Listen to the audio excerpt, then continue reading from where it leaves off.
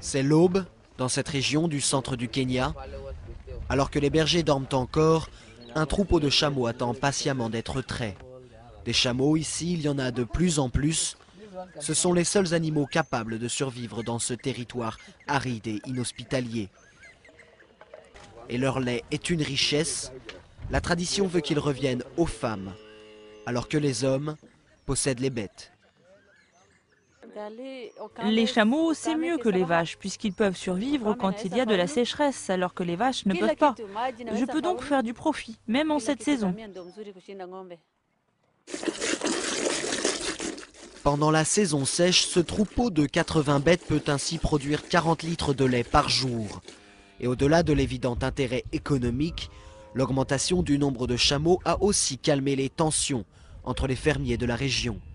Autant de raisons pour des organismes de développement comme celui-ci, financé par le gouvernement néerlandais, d'encourager les fermiers à élever des chameaux plutôt que des vaches.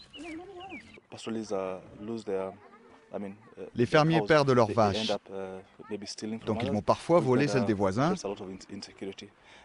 Ça crée de l'insécurité. Je pense donc que les chameaux favorisent la sécurité, puisqu'ils ne meurent pas pendant la saison sèche.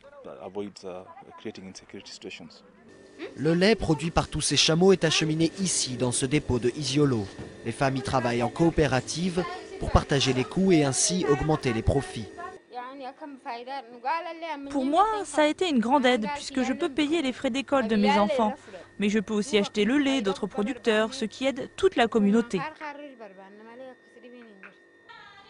La majorité du lait est vendue sur place, dans les cafés, les restaurants, les hôtels ou les magasins de la région. Le reste de la production est envoyé à Nairobi, où elle est vendue jusqu'à la dernière goutte. Pour plus d'informations, retrouvez-nous sur kamalidé.com.